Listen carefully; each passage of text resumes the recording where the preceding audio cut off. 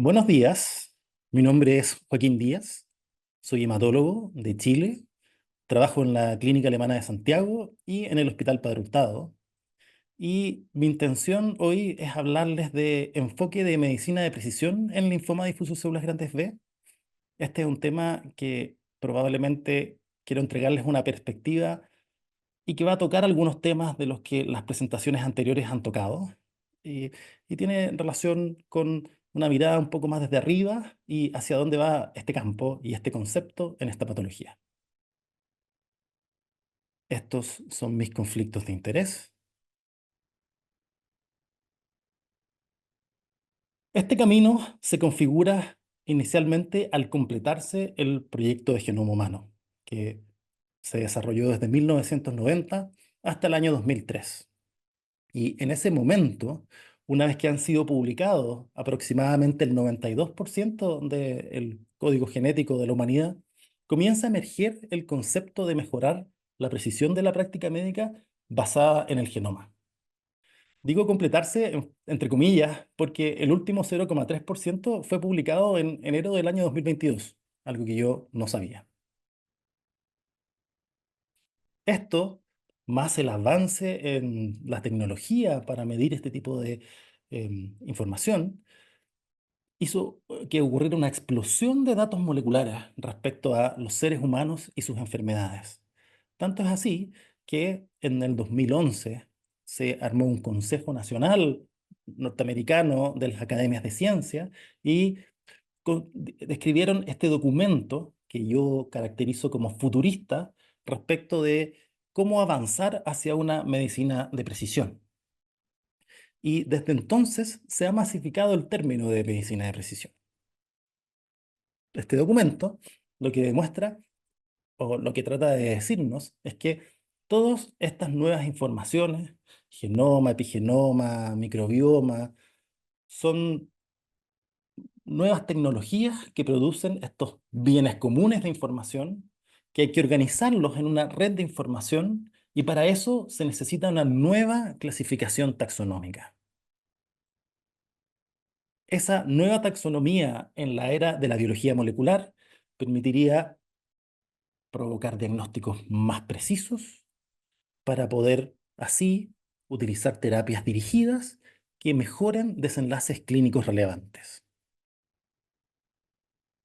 En este mismo documento nos ofrece una definición de medicina de precisión y dice un enfoque emergente para el tratamiento y la prevención de enfermedades que tienen en cuenta la variabilidad individual en los genes, el entorno y el estilo de vida de cada persona.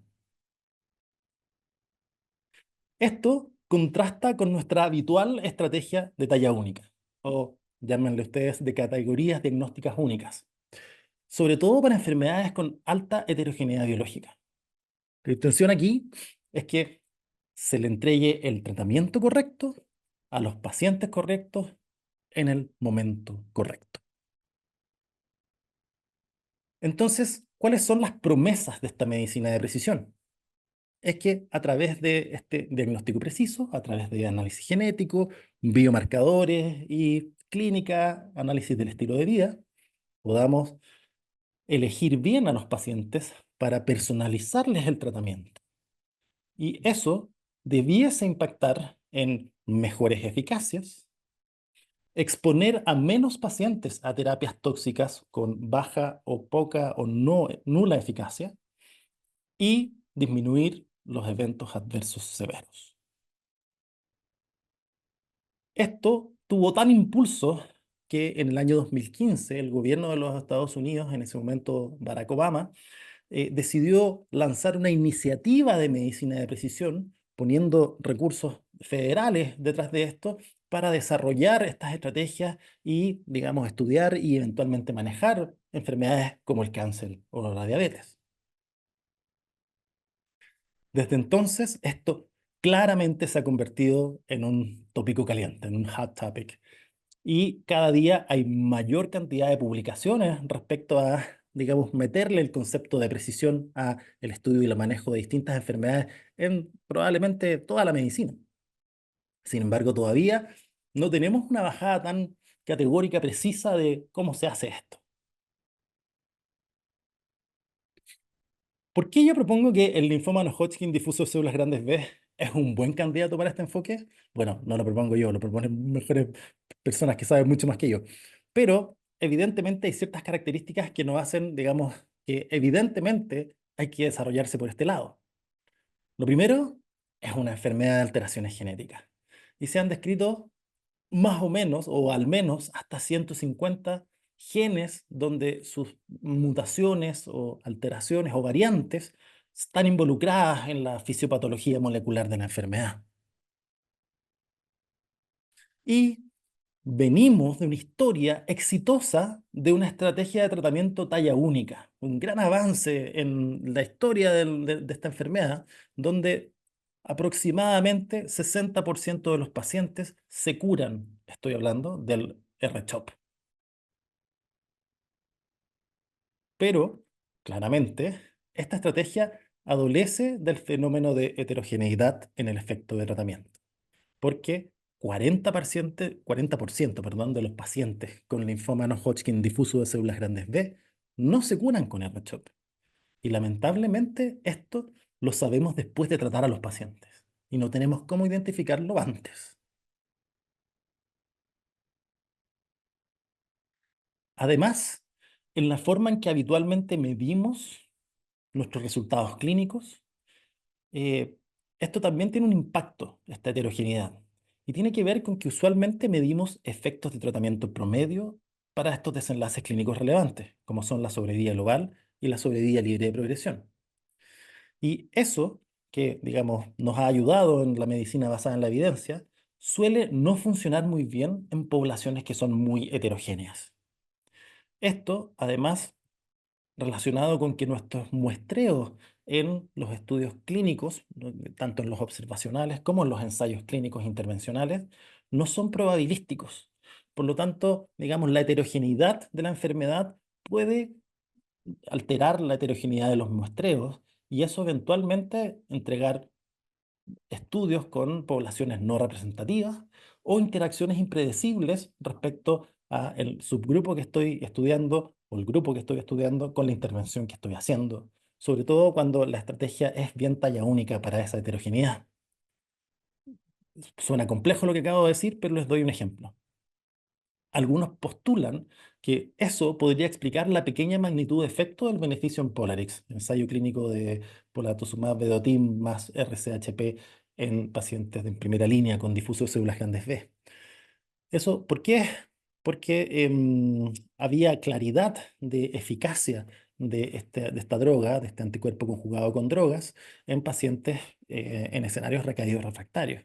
Tanto que, digamos, se evidenció en los primeros ensayos más chicos una ventaja en sobrevida.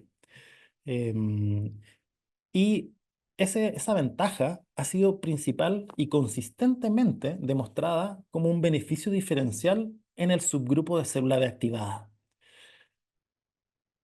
Eso, llevado a la estrategia de talla única, pareciera como que se diluyó un poquitito. Y eso es una hipótesis de la que está, digamos, activamente buscándose una respuesta.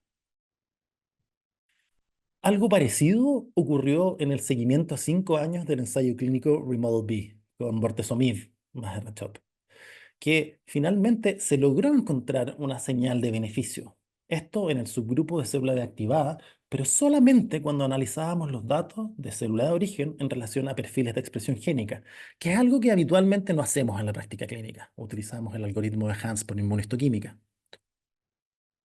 Entonces, esta heterogeneidad en efectos de tratamiento probablemente traduce, bueno, y no probablemente, ya está más o menos claro, que traduce heterogeneidad biológica de esta categoría diagnóstica que le llamamos linfoma difuso de células grandes B. Y para disecar esa heterogeneidad biológica es que está la promesa de esta clasificación o perfilamiento molecular. Y el primer paso lo dimos casi en conjunto con el inicio del uso del R-CHOP hace más de 20 años. Y fue esta separación en grandes células de origen por perfiles de expresión génica. Y estos perfiles de expresión génica nos dieron dos grandes categorías, quizás una tercera no inclasificable, que fueron la célula de activada y el centro germinal, ¿no? El perfil célula tipo centro germinal. Pero, nuevamente, en más de 20 años, no hemos logrado una señal contundente guiados por esta clasificación, ¿ya? Y en ensayos clínicos randomizados controlados fase 3 que han intentado ir a mirar esto, ya sea, digamos, enrolando solamente un subtipo o tratando de hacer la diferenciación, digamos, posteriormente en un subgrupo, pocos han tenido, digamos, un gran beneficio o una gran señal. ¿Será que necesitamos mayor granularidad o definición en estos subtipos? ¿Mayor precisión? Entra el perfilamiento molecular como posible respuesta. Y nuevamente ha mejorado nuestra capacidad, nuestra tecnología de preguntarle a estas moléculas, al DNA, al RNA, la expresión, incluso a la transcriptómica, información respecto a qué está pasando en estas enfermedades. Y en cada momento estamos cada vez acercándonos más a lograr hacer un perfil de qué está pasando molecularmente y cómo podemos eventualmente intervenir en estos mecanismos moleculares.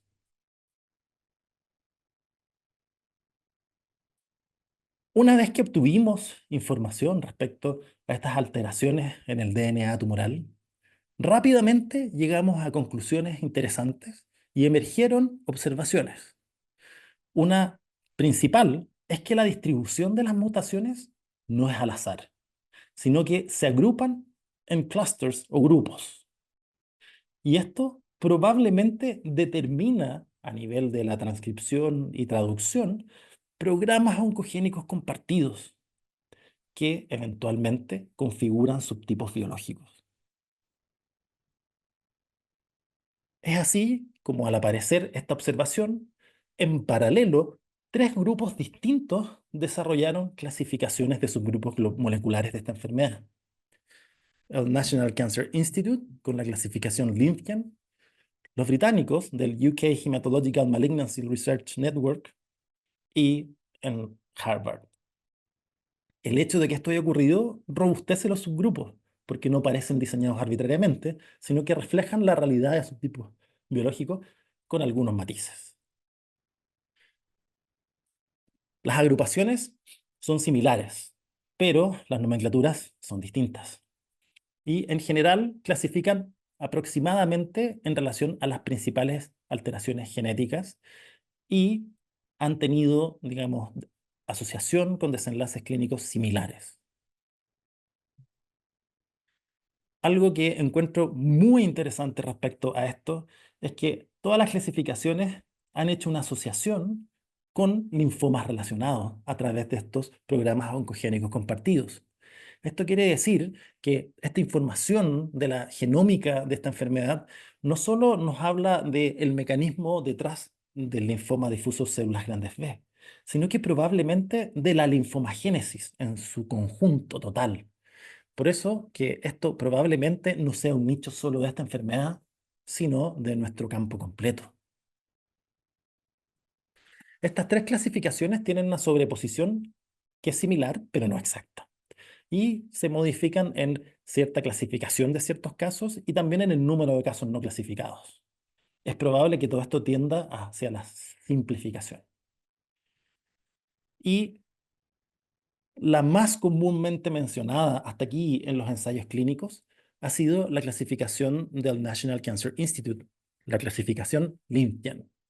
Esta clasificación separa esta enfermedad en estos subgrupos que ven ahí, 7 subgrupos, y estos 7 subgrupos están nominados, o la nomenclatura deriva de los dos genes más frecuentemente encontrados en cada subgrupo. Entonces, por ejemplo, en la célula de origen ABC, el grupo MCD eh, se nomina así porque los dos principales genes involucrados son la mutación del MYT88 y el CD79B.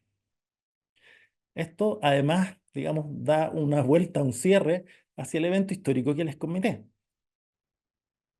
Porque esta clasificación del NCI es heredera de esta iniciativa de medicina de precisión del gobierno de los Estados Unidos.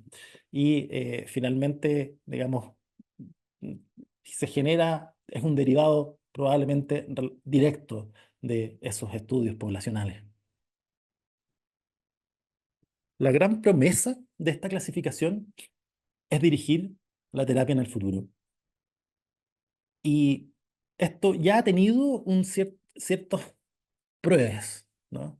Y este es un ensayo clínico que nos publicaron eh, desde China, que intentaron de forma simplificada, digamos, haciendo un perfilamiento dirigido, o sea, con un panel de genes simplificado de 20 genes, tratar de clasificar en estos subgrupos like, porque no son exactamente la clasificación, pero es parecido, y haciendo esta clasificación de subgrupos, eh, aparear una intervención que lo que les pareció estuviera más cercano a intervenir el mecanismo de este programa oncogénico relacionado con esa vía y randomizar a esta estrategia versus nuestro antiguo R-CHOP. Y ya nos mostraron algunos desenlaces positivos, sobre todo en sobrevida libre de progresión y sobrevida global. Ahora, esto es un concepto que entusiasma, pero hay que tener cautela. Estos son los primeros hallazgos de una tecnología nueva con Ns pequeños, creo que es necesario confirmar, y sobre todo desarrollar cuáles son efectivamente las intervenciones que mejor van a lidiar con los mecanismos oncogénicos que estamos encontrando o caracterizando.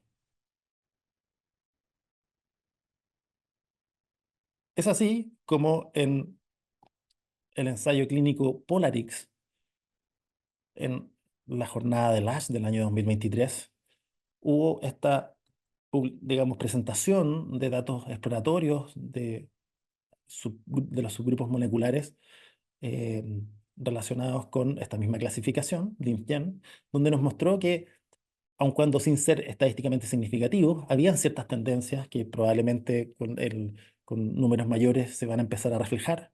Y sobre todo, llamó mucho la atención esto de un efecto probablemente positivo en el subgrupo de pacientes que tienen esta señal de transcripción de zona oscura, que está usualmente relacionado a los pacientes que tienen una enfermedad conducida por MYC, que usualmente nosotros los identificamos en el FISH como este reordenamiento MYC-BCL2. Así que esto está interesante. Y el mismo subgrupo del National Cancer Institute publicó este año este ensayo clínico muy pequeñito, muy inicial, con resultados, digamos, muy escasos todavía, pero que está relacionado con, ok, en pacientes con linfoma difuso de células grandes B recaído refractario, ¿por qué no tratamos de utilizar las intervenciones que más creemos que afectan vías de sobrevida del linfoma relacionados o asociados a estas mutaciones, a estos patrones oncogénicos comunes? Y en los resultados, aunque todavía, insisto, muy iniciales, y esto puede ser controversial, eh, de alto interés ha sido que han reportado respuestas completas en subgrupos de peor pronóstico, como son los pacientes MSD, N1 o SD MYC positivo. Entonces, esto es un llamado a desarrollar un cambio del modelo tradicional. Desde esta categoría diagnóstica talla única, difuso de células grandes B, a una, digamos, estrategia de intervención talla única, R-CHOP, con unos desenlaces conocidos, buenos, dentro de comparativamente de nuestro campo, pero que no aplica a todos, no sabemos a quién. Y queremos hacerle caso a este documento futurista y hacer un diagnóstico más preciso a través de la clasificación molecular, por ejemplo, la LIMF-GEN, con estrategias dirigidas, probablemente basadas en R-CHOP o en las mejoras que el R-CHOP pueda tener en el futuro, porque, ojo, atención, vienen las terapias efectoras inmunes que probablemente algo mejoren esto también, y que podamos hacer este ajuste molecular para mejorar desenlaces clínicos y con mayor certeza, ¿ya? Porque incluso si esto nos llevara solo a elegir quién efectivamente se va a curar con el R-CHOP, ya sería una ventaja espectacular. Entonces, como reflexiones finales, el cumplimiento de esta promesa es historia que se está escribiendo. Esto tiene un gran desafío para su desarrollo, que es la adopción masiva. Dependerá importantemente si en los ensayos clínicos que están en curso, esto se convierte desde un marcador pronóstico a un marcador predictivo de intervenciones que puedan mejorar desenlaces clínicos. Y esto, evidentemente, que para Latinoamérica es una tensión, porque efectivamente va a ser un manejo más caro. Para nosotros, más sencillo y barato siempre ha sido la talla única.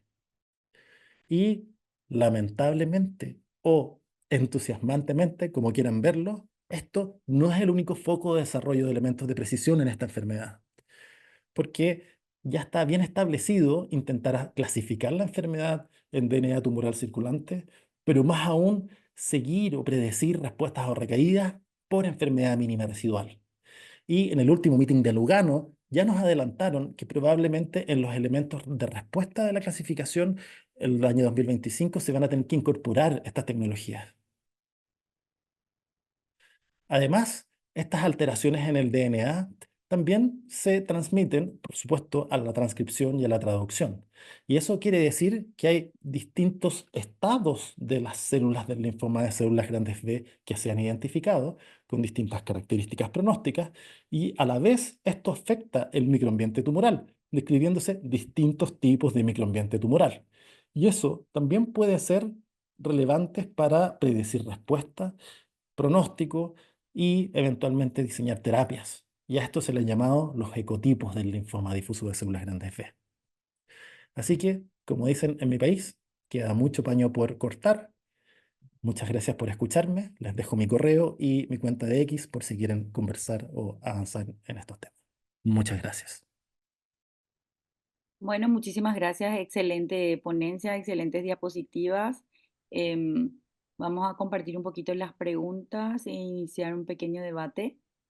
Em, bueno, primero compartió un poco el doctor Villela y acá la doctora María Alejandra dice, qué belleza tu conferencia, Joaquín. Algunas cosas interesantes para nosotros Latinoamérica. León Catherine en ASCO también presentó el análisis de su grupo del Polarix para pacientes con enfermedad extranodal y van mejor Polarix.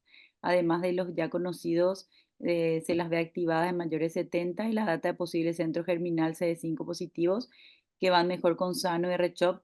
Son pequeños datos que tenemos que hacerle seguimiento. Te felicito y ¿cuál sería tu opinión sobre esos datos? Buenos días. Primero, digamos, muchas gracias por la invitación a la organización.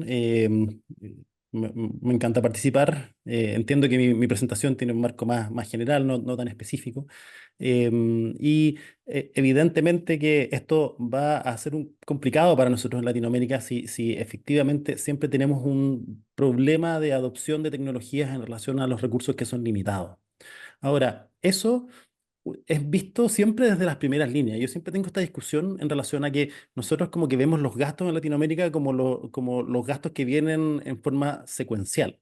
Pero si uno los mirara un poquitito en forma global, uno podría decir, bueno, efectivamente, si tú logras hacer una medicina de precisión en el tratamiento de primera línea en estas enfermedades, bueno, probablemente vas a gastar mucho menos recursos río abajo. O sea, van a haber menos pacientes que se trasplanten, van a ver menos pacientes que tengan indicación de CAR-T, van a haber menos pacientes que tengan indicación de la terapia que desarrollemos más adelante.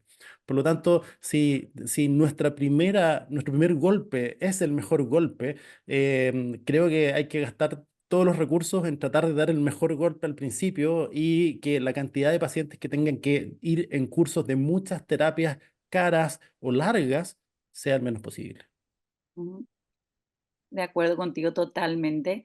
La doctora Rossi dice, la heterogeneidad de los linfomas conlleva una medicina de precisión, así como en LATAM también existe mucha heterogeneidad para tratar porque estamos de lo más artesanal hasta las terapias de punta. ¿Cómo crees que se puede homogeneizar eso en nuestros países de bajos ingresos? Que realmente, como ella pone, es un reto y un compromiso para nuestros pacientes. Bueno, dificilísimo, pero en la presentación anterior la doctora Candelaria lo mencionó un poco. Creo que quizás sería una gran iniciativa, GEL, el tratar de caracterizar a los pacientes de Latinoamérica, ver si, digamos, nos parecemos al resto del mundo y quizás tenemos una estrategia, quizás podemos adoptar un algoritmo talla Latinoamérica que, digamos, considere los costos en forma más importante que la medicina tan personalizada para cada persona. Digamos, estoy haciendo una locución totalmente especulativa, pero creo que eso podría ser una cosa y es de las cosas que como grupo es importante que tratemos de hacer, de todas maneras. Hay una pregunta del doctor Humberto que dice, excelente presentación, Joaquín. Quisiera saber su opinión sobre identificar por ahora entre nuestros pacientes al menos los MSD o detectar mutaciones de MYT88 y CD79B. Estos pacientes tienen un comportamiento bastante agresivo con compromiso extranodal del sistema nervioso, etcétera. ¿Es posible que logremos atacar esto con BTKI como lo hace Guidance? Sí, pues, bueno, ese es el ensayo clínico, digamos, de los chinos, el Guidance One, que demostró, digamos, esto en concepto. Ahora, la randomización no fue a los subgrupos, la randomización fue a la estrategia completa. Entonces, y evidentemente pareciera que esa es el subgrupo que conduce uno de los efectos más pronunciados. Entonces, de todas maneras, esto promete y a mí me encanta y me interesa y quiero que eventualmente se haga realidad. Sin embargo, yo soy bien conservador, soy parte del área conservadora de la medicina y por lo tanto siento que lo que tenemos que lograr es que efectivamente empiecen a randomizarse estas estrategias para poder demostrar desenlaces clínicos relevantes y en nuestra enfermedad eso tiene que impactar finalmente la sobrevida global de los pacientes. Y estoy de acuerdo, tenemos súper validado la sobrevida libre de progresión como esto y probablemente nos va a ir adelantando información de todas maneras, pero eh, probablemente tenemos que esperar hasta que eso exista. Y actualmente la mayoría de los ensayos clínicos, todos los que participen enrolando pacientes, ya evidentemente todos van a saber los efectos en los subgrupos. Pero en algún minuto eso se va a tener que traducir digamos, empezar a randomizar en forma dirigida. Y eso probablemente va a cambiar esto de forma pronóstica predictiva y va a hacer que hagamos la terapia guiada completamente. Ok. El doctor Virgilio dice, la inmunoterapia por ahora se usa en recaída o en primera línea, sin embargo, en ciertos tipos de linfomas se las ve no responde. Se ha establecido que por defecto tendrá mutaciones específicas, por ejemplo, TP53 mutada. El doctor Raúl Córdoba dice, ya comentamos con la doctora Mirna sobre la necesidad de organizar un sistema de centralización de muestras en centros de referencia, pero ¿cómo vamos a actuar en espera de tener los resultados? El tiempo en tener los resultados puede ser muy prolongado. Em, ¿Cuál es tu opinión con respecto a esto, Joaquín? Parto por lo primero. Yo he defendido mucho al R-Shop en mi carrera y creo que lo voy a seguir defendiendo, no como que para que sigamos utilizándolo, sino que es de donde, digamos, los gigantes, de donde nos vamos a parar para mejorar la eficacia de nuestras terapias y pareciera que lo que viene a continuación es que las terapias efectoras inmunes lo mejoren, así que probablemente el backbone futuro van a ser, digamos, lo que quede del R-Shop con las terapias efectoras inmunes. Y de ahí tendremos que ver cómo lo hacemos para estos distintos subgrupos. Y respecto digamos, la centralización, de todas maneras, estas tecnologías, sobre todo, digamos, las que están basadas en DNA y RNA, tienen la posibilidad de que uno puede tomar la muestra y, digamos, derivarla. Y es cierto, esto puede tomar un montón de tiempo, pero lo hemos visto, digamos, en otras enfermedades y también en linfoma difuso de grandes B en relación a la manufactura de las células CAR-T, que uno podría probablemente partir con una estrategia talla única esperando eso y que nos dé tiempo, al menos para una gran cantidad de pacientes, y eventualmente redireccionar la terapia en relación a los hallazgos que tengamos. Pero nuevamente, eso requiere que tengamos demostración de que nuestra terapia guiada es predictiva y que impacta en desenlaces clínicos. Por lo tanto, yo soy entusiasta de esto, pero creo que nos falta camino por recorrer. Ujú. Totalmente de acuerdo. El doctor Coret dice, la randomización de forma dirigida es la vía, pero siguiendo con mi pregunta, se tarda mucho en tener el resultado.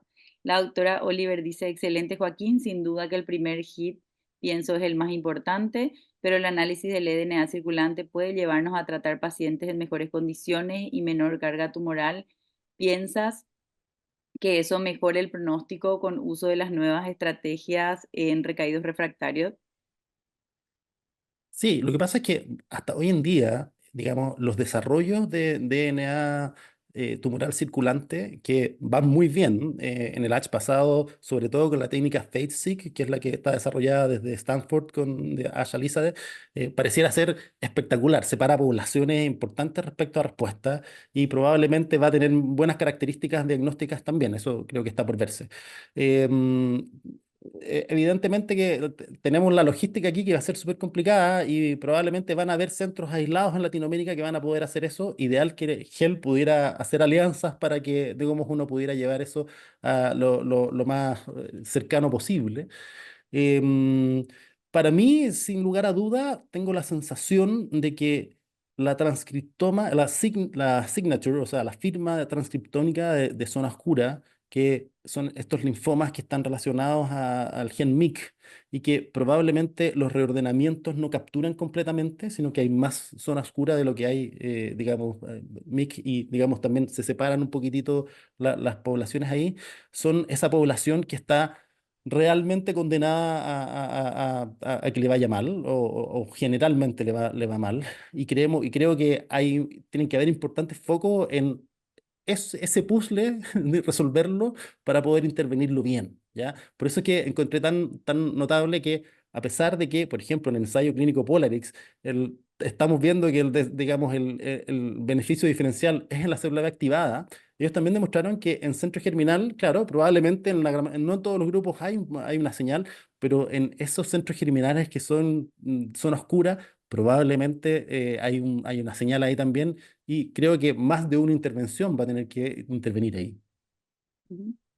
Joaquín, y en tu práctica clínica, cuando te viene un paciente joven con un linfoma de células B triple hit, ¿qué esquema le planteas a un paciente, no sé, 35 años, un estadio 4B, triple hit? Mira, eh, eh, eh, esto es una controversia y creo que no hay una realidad definida y está constantemente en en todos los debates que uno diga qué hace uno con el paciente que tiene reordenamiento MIC-BCL2. Y digamos, la respuesta es no sabemos, creo yo. Hay gente más entusiasta por el DAEPOCH R. En mi grupo, en base a lo demostrado en ASH23, hemos sido un poquito más entusiastas con Polarix, pero Mm. la verdad no lo sabemos, tampoco nos ha ido súper bien. Le tengo más fe a lo que viene con los biespecíficos, al menos en lo personal, mi experiencia con Glofitamab ha sido bien espectacular. No lo he ocupado en un paciente con derrotamiento MIC-BCL2 todavía, pero sí en pacientes que han sido muy refractarios a muchas terapias y lo he encontrado bien notable. No he tenido experiencias con epcoritamab y estamos haciendo un ensayo clínico con odronextamab, pero nos ha tocado administrarlo solo en foliculares, no en difusos todavía. Ok, ok. Bueno, hay unos comentarios más que dice la doctora Victoria, en regiones con dificultad de acceso, pegar duro en la primera línea sin duda es importante, pero prevalece la necesidad de individualizar bien a los pacientes que necesitan más que R-CHOP para no sobretratar y reducir costo en aquellos pacientes que estarán curados con R-CHOP. Raúl, yo creo que probablemente, sobre todo en esta histología agresiva, uno tendría que iniciar con el RCHOP, por ejemplo, 2 ciclos y ejecutar cambios después de obtener los resultados. Esto salió tarde y creo que fue lo que dijo Joaquín exactamente. Bueno, Yo puedo dar eh, un comentario más, ya que está Raúl conectado, sí, claro, claro. que a mí también es un tema que me encanta, y es que em, algo que a veces no incorporamos en el concepto de precisión, pero que está puesto ahí en la definición y en el estilo de vida, es la población oncogeriátrica. Y creo que la buena evaluación oncogeriátrica en el paciente con difuso es fundamental. Y no dejar sin R-CHOP al paciente que se lo merece solo por la edad, y también no pasarse en relación o no ajustar en relación al paciente frágil. Y está súper bien evaluado eso por el campo de la oncogeriatría en general. Así que me parece súper importante, digamos, incorporarlo en la medicina de precisión, eso, para que quede súper claro.